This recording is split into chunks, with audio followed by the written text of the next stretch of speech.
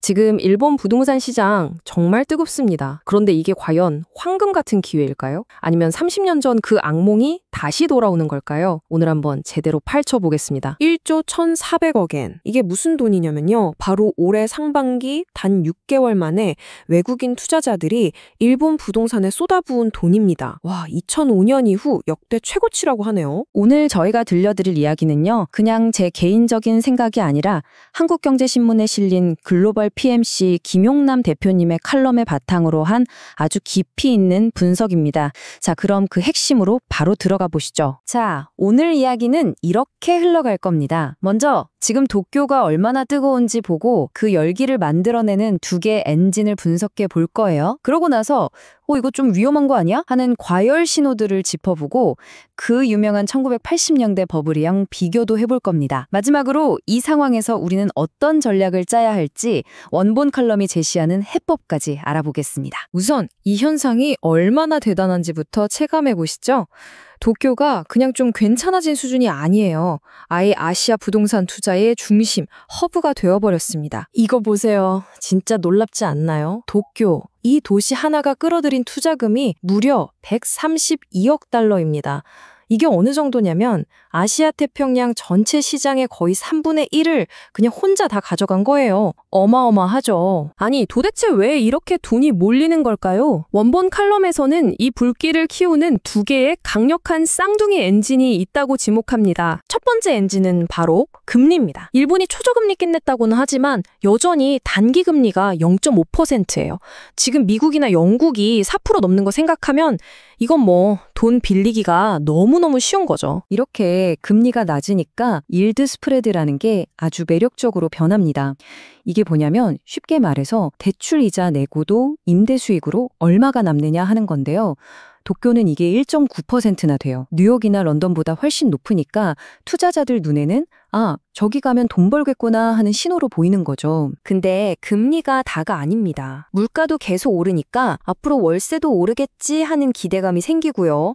코로나 끝나고 다들 사무실로 돌아오면서 도심 빌딩 수요도 늘었죠. 여기에 블랙스톤 같은 세계적인 큰손들까지 뛰어드니 말 그대로 시장에 활활 타오를 수밖에 없는 겁니다. 하지만요, 이렇게 불이 뜨거우면 그 그림자도 짙어지는 법이죠. 이 뜨거운 열기가 만들어낸 부작용, 그 복잡한 현실을 한번 들여다볼게요. 이게 정말 현실을 딱 보여주는 수치인데요.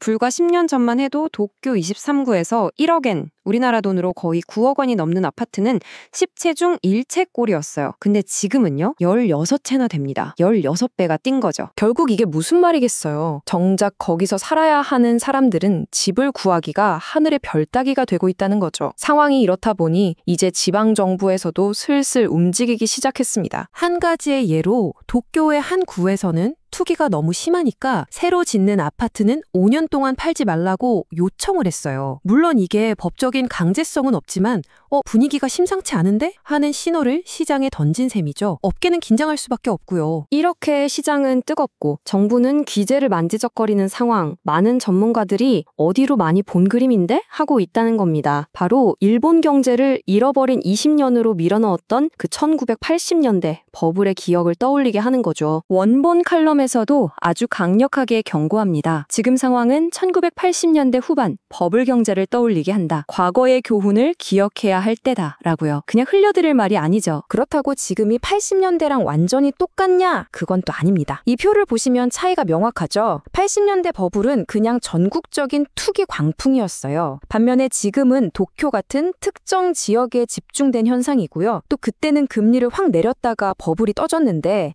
지금은 오래 떠난 저금리가 유지된 게 원인이라는 점도 다릅니다. 하지만 불안한 공통점도 있습니다. 특히 해외 자본에 너무 많이 의존하고 있다는 점, 그리고 최근 1년 만에 임금이 5.3%나 뛰었다는 점이 심상치 않아요. 이게 지난 30년 동안 오른 게 총 10%인데 거의 15년치 상승분이 1년 만에 다 오른 거거든요. 이건 과거 버블 때와는 또 다른 새로운 위험 요인이 될 수 있습니다. 자, 그럼 이렇게 기회와 위험이 막 섞여 있는 혼란스러운 상황에서 도대체 어떻게 해야 할까요? 이 분석이 내놓는 해법은 뭘까요? 이 컬럼은 단순히 사라, 팔아라 하는 식의 결론을 내지 않습니다. 지금처럼 물가가 계속 오르는 이 시대에 맞는 아주 구체적인 투자 전략을 제시하고 있어요. 핵심은 꾸준한 소득을 만들어내는 자산에 집중하라는 겁니다. 그 전략의 핵심이 바로 수익형 부동산, 예를 들면 원룸이나 다세대 주택 같은 임대용 자산입니다. 왜냐하면 이런 자산은 물가가 오르면 임대료를 올려서 그 위험을 세입자에게 어느 정도 넘길 수가 있거든요. 그냥 가격이 오르기만 바라는 투기랑은 차원이 다른 안정적인 현금 흐름을 만드는 거죠. 실제로 글로벌 PNC의 김용남 대표님은 칼럼에서 이 점을 굉장히 강조하시는데요. 특히 이렇게 불확실한 시장에서는 혼자 뛰어들기보다 일본 부동산 투자 자문을 전문으로 하는 업체와 함께 안전하게 시작하는 게 현명하다고 조언합니다. 심지어 이런 전문적인 도움을 별도의 자문 수수료 없이 받을 수 있는 방법도 있으니 잘 알아보는 게 중요하다고 덧붙였습니다. 결국 처음의 질문으로 다시 돌아오게 되네요. 지금 일본 부동산 시장은 과연 황금 같은 기회일까요? 아니면 과거의 유령이 되살아난 걸까요? 오늘 저희가 살펴본 이 동전의 양면을 모두 이해하는 것, 이게 바로 이 시장을 바라보는 첫걸음이 될 겁니다.